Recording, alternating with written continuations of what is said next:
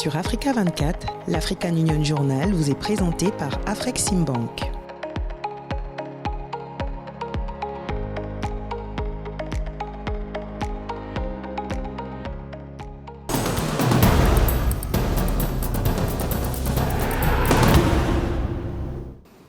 Ravi de vous retrouver pour ce nouveau numéro de l'African Union Journal, votre programme hebdomadaire dédié à l'actualité de l'Union africaine.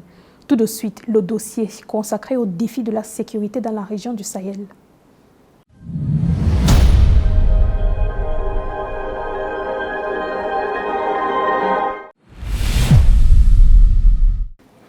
Avec près de 7000 attaques terroristes enregistrées entre 2007 et 2022, le Sahel est devenu le plus grand foyer d'activité terroriste au monde. L'indice mondial du terrorisme 2023 souligne que 4 des 10 pays les plus touchés par le terrorisme dans le monde sont situés dans la région du Sahel. Le renversement de l'ancien président libyen Mouammar Kadhafi en 2011 s'est présenté comme un catalyseur de la montée du terrorisme dans cette région. Aïcha Moyouzameh a les détails. Des chefs d'État l'attestent, le renversement du régime de Mouammar Kadhafi en 2011 a marqué le début d'un chapitre sombre pour le Sahel. Pour Umaro Sissoko Embalo, président de la République de Guinée-Bissau, l'intervention libyenne a eu des graves conséquences pour les pays du Sahel. Il ne s'agit pas qu'il y ait un sentiment anti-français dans l'Afrique de l'Ouest. Non, ce n'est pas du tout ça la situation. Mais le problème de la Libye a causé des conséquences graves pour le Mali, le Burkina, le Niger. Kadhafi était un mal nécessaire pour son peuple et Saddam Hussein était aussi un mal nécessaire pour son peuple. Le peuple vivait bien sous leur régime. Et aujourd'hui, je me demande est-ce qu'ils sont heureux sans Saddam, sans Kadhafi, même si c'était des personnes néfaste. Mais il y avait la paix. Selon l'indice mondial du terrorisme 2023, entre 2007 et 2022, près de 7000 attaques djihadistes ont été enregistrées au Sahel. À ce jour, les attaques terroristes dans le Sahel ont fait plus de 22 000 morts et des millions de déplacés. Pour Bassol Mabazié, ministre burkinabé du service civil, les groupes militaires occidentaux alimenteraient la présence des terroristes au Sahel. Au Mali, au Niger et au Burkina Faso, il n'y a ni usine de fabrique d'armes, ni de munitions. Qui recrute donc ces terroristes? Qui les entraîne? Qui les dote en permanence? Qui les nourrit et avec quels moyens? Croyez-vous à cette philanthropie au nom de laquelle des Occidentaux vont envoyer leurs militaires au Sahel mourir pour des beaux yeux des Sahéliens? La vraie raison, ce sont les ressources du sous-sol au Sahel.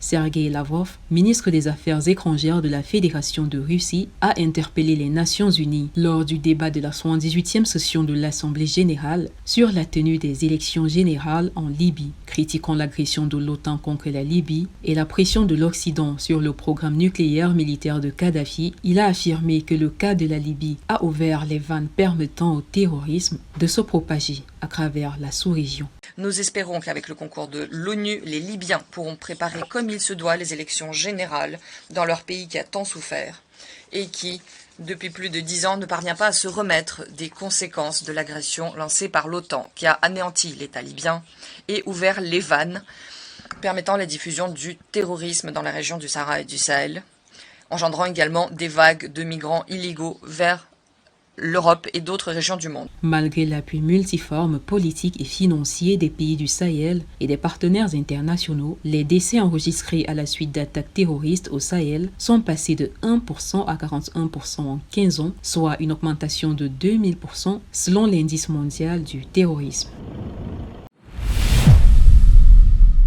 Malgré les interventions militaires menées par le G5 Sahel depuis sa création en 2014, le soutien de la France autrefois avec l'opération Barkhane et bien d'autres, la situation sécuritaire demeure préoccupante dans la région. Face à cette situation, le G5 Sahel œuvre à renforcer sa force conjointe, même après le retrait du Mali. Les États membres soulignent l'importance du soutien de la communauté internationale à travers notamment la mise en place de ressources nécessaires et le renforcement de la coopération régionale. Aménéji. Lancé en 2014 et comprenant le Burkina Faso, le Mali, la Mauritanie, le Niger et le Tchad, le G5 Sahel est une initiative régionale de coopération qui a pour objectif principal de coordonner les efforts des pays membres dans la lutte contre le terrorisme et l'insécurité au Sahel. Récemment, le Mali avait décidé de sortir du groupe pour se tourner vers la Russie, invoquant une perte d'autonomie et une instrumentalisation, ceci à la suite de sa rupture avec la France et ses alliés depuis 2020. Le Mali reste ouvert à la coopération régionale, le Mali reste ouvert au panafricanisme également. Nous voulons travailler avec les autres. Mais ce que le Mali a dénoncé, comme lors de notre sortie du G5 Sahel, c'est l'instrumentalisation de nos organisations. Donc chaque fois qu'il y a un mécanisme de sécurité collective qui est en place, dont le leadership est assumé par des Africains, et nous avons le contrôle, et qui travaille au bénéfice de nos populations et non au bénéfice d'agenda extérieur, le Mali sera toujours un partenaire. Entre 2007 et 2022, dans le Sahel, près de 7000 attaques djihadistes ont été enregistrées.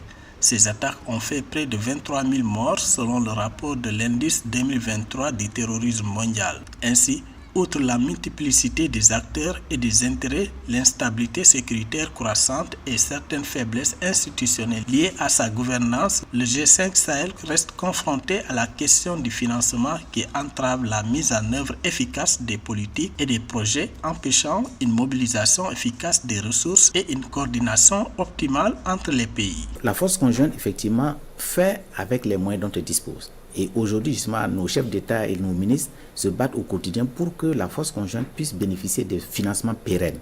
Et c'est ça le problème de la force conjointe. On n'a pas les moyens de pouvoir mener des opérations tous les jours, se déployer tous les jours. Et donc, la question du financement est effectivement le nœud du problème. Mais nous espérons que nos plaidoyers permettront effectivement à nos partenaires de pouvoir soutenir la force pour qu'elle puisse se dérouler tous les jours et non pas de temps en temps, pour résoudre les problèmes. Lors du 6e sommet extraordinaire des chefs d'État du G5 Sahel tenu à N'Djamena au Tchad le 20 février 2023, l'Alliance Sahel a réaffirmé sa détermination à collaborer pour le développement de la région. Le président tchadien Mohamed Idriss Déby Itno, passant le flambeau à la présidence à son homologue mauritanien Mohamed Ould Cheikh El Ghazouani, a exhorté à la cohésion régionale, jugée indispensable pour être à la hauteur des défis sécuritaires existants. Je voudrais ici m'incliner devant la mémoire de nombreuses victimes de la folie meurtrière qui sévit sous toutes les formes dans notre région depuis une décennie entière. Exprimer ma sincère compassion pour la souffrance qu'endurent de centaines de milliers de familles déplacées et réfugiées, tout en admirant la capacité de résilience de nos populations dans les zones soumises aux dictats terroristes. Il me plaît également de rendre un vibrant hommage à nos fils et filles des forces de défense et de sécurité qui se battent au quotidien pour que vivent nos nations. Leur sacrifice nous oblige. La situation sécuritaire en Afrique a conduit à la création de l'Alliance des États du Sahel, AES, par le Mali, le Burkina Faso et le Niger le 16 septembre 2023. Cette nouvelle alliance vise à assurer la défense collective des populations de ces États. Cette initiative survenue après le retrait du Mali du G5 Sahel en mai 2022 a suscité des interrogations quant à l'avenir de ce dernier et à l'émergence d'un G3 Sahel aux objectifs similaires mais avec une approche différente.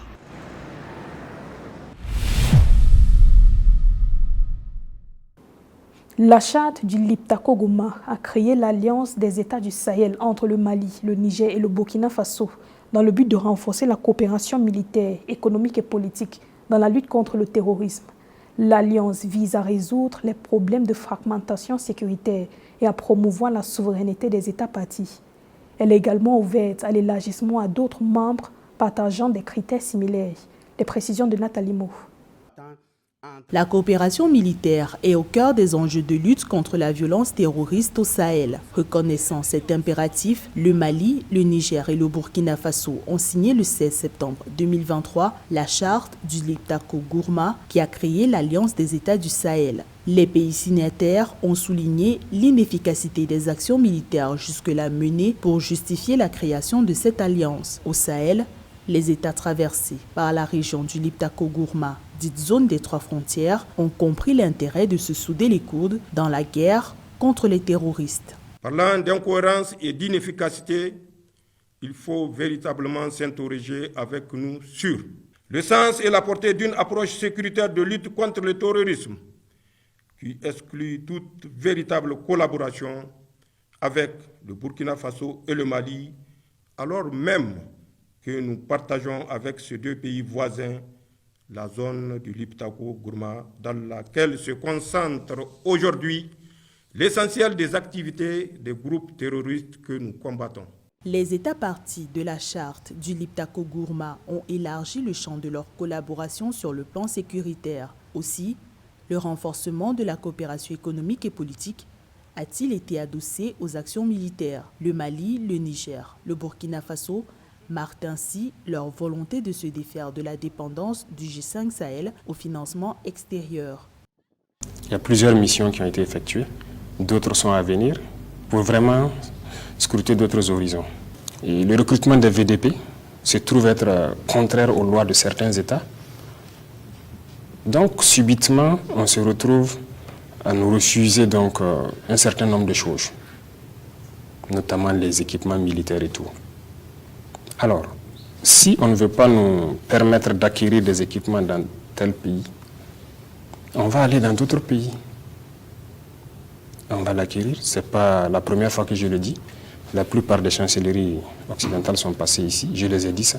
La création de l'Alliance des États du Sahel a surpris, alors qu'en février 2023, le G5 Sahel, dont sont membres le Niger et le Burkina Faso, se préparait à une restructuration. La charte du Liptako-Gourma a l'ambition de résoudre l'une des principales limites du G5 Sahel, la fragmentation de l'environnement sécuritaire et la préservation de la souveraineté des États. Les parties contractantes œuvreront en outre à la prévention, la gestion et au règlement de toute rébellion armée ou autre menace portant atteinte à l'intégrité du territoire et à la souveraineté de chacun des pays membres de l'Alliance, en privilégiant les voies pacifiques et diplomatiques et en cas de nécessité à user de la force pour faire face aux situations de rupture de la paix et de la stabilité.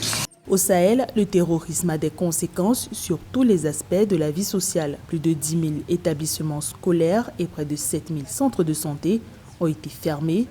Plus de 18 millions de personnes souffrent également d'insécurité alimentaire en 2023, selon des données officielles. Le Sahel ne se limitant pas qu'au Mali, au Burkina Faso et au Niger, l'Alliance des États du Sahel est ouverte à un élargissement à de nouveaux membres, partageant des critères culturels et idéologiques similaires.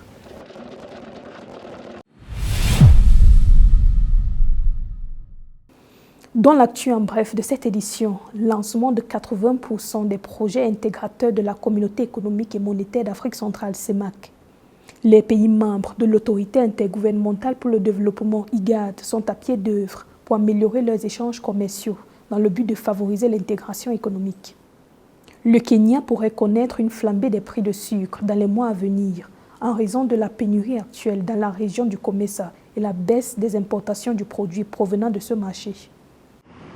La République du Congo a accueilli du 25 au 29 septembre 2023 la 7e réunion du comité technique de suivi de la mobilisation des financements et de la mise en œuvre des projets intégrateurs de la communauté économique et monétaire d'Afrique centrale. Cette rencontre a permis de faire le point sur l'état de la mise en œuvre des 11 projets intégrateurs et de préparer la prochaine table ronde prévue en novembre 2023 à Paris pour la mobilisation des ressources dédiées au financement des projets intégrateurs au titre de la deuxième génération. D'après la CEMAC, ces projets visent prioritairement à doper le commerce intra-régional au sein de la CEMAC. Selon le président du comité de pilotage du programme de réforme économique et financière de la CEMAC, Jean-Baptiste Ondaï, 80% des projets intégrateurs du premier programme ont effectivement démarré, enregistrant ainsi des avancées notoires. Dans le cadre de la 9e édition de la conférence internationale sur le guichet unique qui s'est tenue à Djibouti le 26 septembre 2023, les pays membres de l'autorité intergouvernementale pour le développement ont exprimé leur volonté d'améliorer leurs échanges commerciaux. C'est dans cet élan que les participants ont évalué la possibilité d'introduire une entité de gestion de corridors à caractère multinational. Il a été souligné à cette occasion l'importance d'assurer le transit efficace des marchandises et d'améliorer les services du commerce et du transport entre les États de l'IGAD.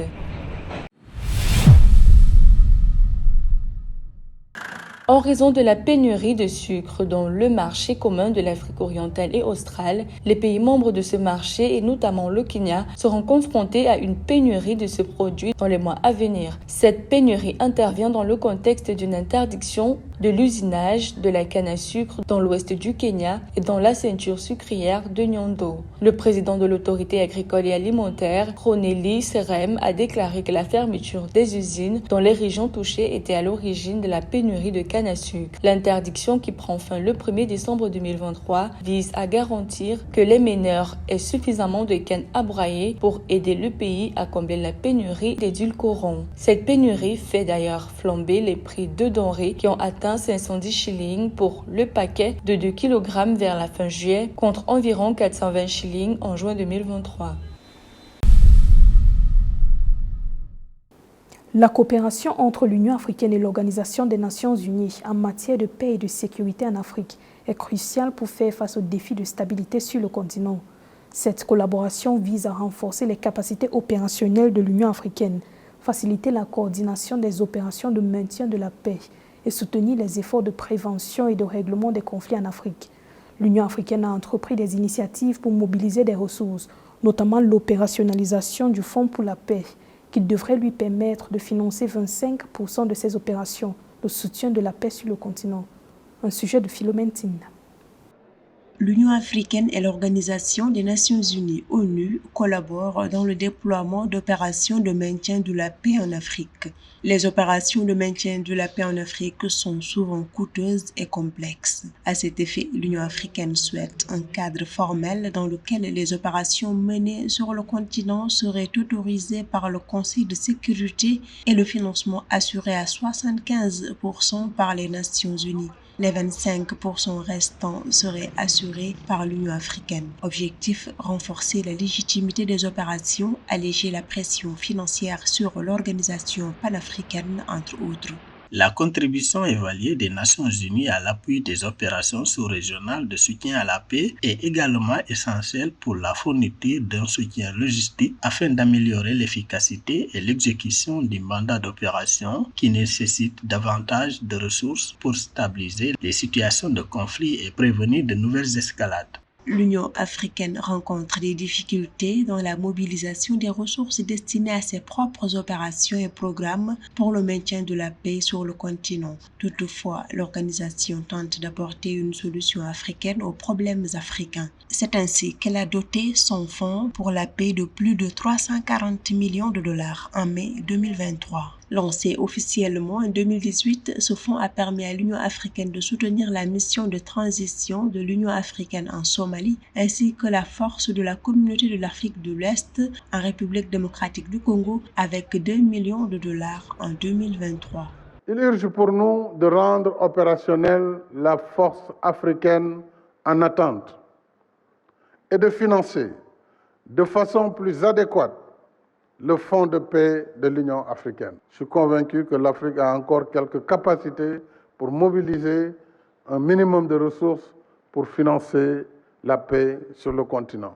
Les modalités de financement des activités de l'Union africaine en matière de résolution des conflits, de paix et de sécurité varient selon les missions et comprennent un mélange de sources telles que le Fonds pour la paix de l'Union africaine, les partenaires internationaux bilatéraux et multilatéraux et dans certains cas, les fonds d'affectation spéciale des Nations unies. Nous avons l'occasion de préserver les forces du maintien de la paix et utiliser le nouvel instrument que lui a offert à l'organisation pour mener au nom de la communauté internationale des opérations de paix et qui puissent profiter d'un financement viable, prévisible et adéquat, y compris des contributions mises en recouvrement des Nations Unies au cas par cas.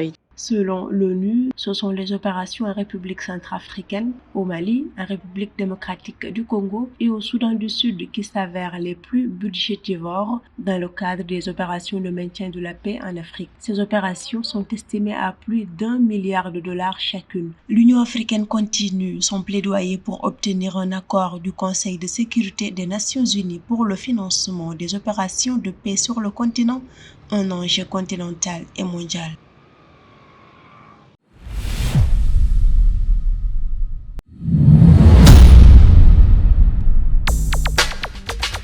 La 4e édition du Forum économique et commercial Turquie-Afrique se tiendra du 12 au 13 octobre 2023 à Istanbul en Turquie.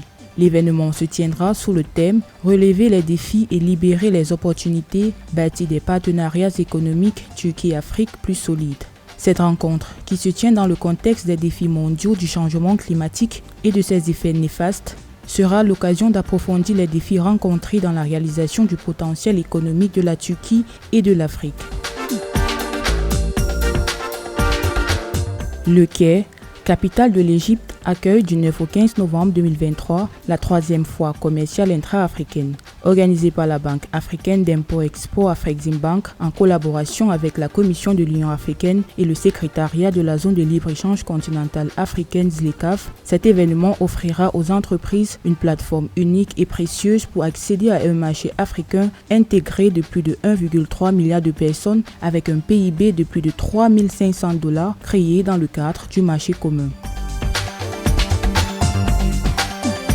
La conférence sur les politiques foncières en Afrique aura lieu du 21 au 24 novembre à Addis Abeba, en Éthiopie, sous le thème « Promouvoir une gouvernance foncière durable en Afrique » pour une mise en œuvre accélérée de l'accord sur la zone de libre-échange continentale africaine ZLECAf. Organisée tous les 2 ans par le Centre africain sur les politiques foncières, la conférence sur les politiques foncières en Afrique vise à approfondir l'engagement et de renforcer les capacités d'élaboration, de mise en œuvre et de suivi des politiques foncières en Afrique grâce à un meilleur accès aux connaissances et à l'information à l'appui de l'élaboration de politiques foncières fondées sur des données probantes.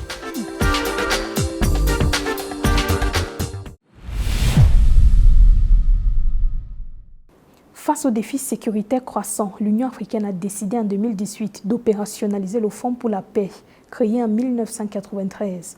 L'ancienne ministre des Transports d'Éthiopie, Dakmawit Morks Bekele, est la personnalité choisie par la Commission de l'Union africaine depuis janvier 2023 pour assurer l'administration de cette institution.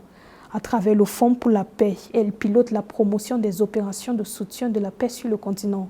Catherine Gombe dresse le portrait de Dakmawit Morks Bekele. Elle commence sa carrière en tant que directrice générale de Kolfe Karaneyo Subcity du gouvernement de la ville d'Addis Abeba, puis occupe le poste de ministre des Transports. Alors que son pays traverse une crise politico-sociale sans précédent qui oppose les forces nationales rebelles dans le Tigré depuis près de 5 ans, Dakmawit Morks Bekele est désignée par l'Union africaine en janvier 2023 comme directrice du secrétariat du Fonds pour la paix. Un fonds qui a pour mission la médiation et diplomatie préventive et la promotion des opérations de soutien de la paix pour l'accès aux sources d'énergie et au développement. Concerning the green mobility that you mentioned earlier, I want to say a few words. Concernant la mobilité verte que vous avez mentionnée tout à l'heure, je voudrais en quelques mots présenter la politique que nous avons adoptée dans mon pays. Nous favorisons la mobilité verte et la décarbonation des transports est l'une de nos priorités. Pour cette raison, nous nous sommes fixés comme objectif d'avoir environ 148 véhicules électriques dans les 9 prochaines années. Pour y arriver, nous avons déjà 2 chaînes de montage pour les véhicules électriques et nous allons avoir des stations de recharge. L'évolution d'un nombre important de crises dans les pays africains comme en Somalie, au Soudan, en Libye, au Mali, au Burkina Faso, au Niger, en République démocratique du Congo, constituent autant de défis pour le Fonds pour la paix de l'Union africaine. Dakmawit Morks Bekele, qui a vu le jour en 1983, au plus haut d'une crise alimentaire, sait comment gérer les épreuves et surmonter les difficultés de sa fonction. You can do it. Being present is a key thing to attain what you want to be, what you want to do. À l'approche 2030, délai pour l'application des objectifs de développement durable ODD, les pays africains sont encore loin d'avoir atteint la participation égale et effective des femmes dans le processus de décision politique. Selon le premier baromètre sur la participation politique des femmes en Afrique 2021, PPF, les femmes représentent 24% des 12 113 parlementaires en Afrique. Sur Paris, l'Éthiopienne Dagmawit Moges Bekele, militante des droits des femmes, l'a relevé. Just believe in yourself and be present. Il suffit de croire en soi et d'être assidu, quels que soient les grands projets que vous avez. Chaque petite fille qui voit des ministres, des présidents, des dirigeants à différents postes, des femmes dirigeantes, peut y arriver. Mais elle doit accomplir sa mission aujourd'hui, quelles que soient les responsabilités qu'elle a entre les mains. En faisant cela, c'est possible, vous pouvez le faire. Demeurant attaché au principe inébranlable d'une solution africaine aux problèmes africains par le biais du partage des charges et de responsabilités, l'Union africaine a doté son fonds pour la paix de plus de 340 millions de dollars pour contribuer à combler les déficits financiers des missions en cours telles que la mission de transition de l'Union africaine en Somalie, ATMIS.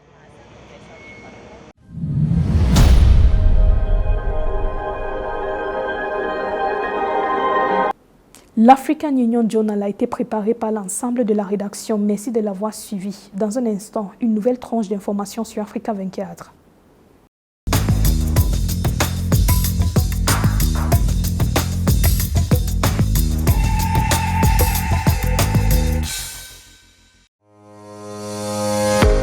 Sur Africa 24, l'African Union Journal vous est présenté par Afreximbank.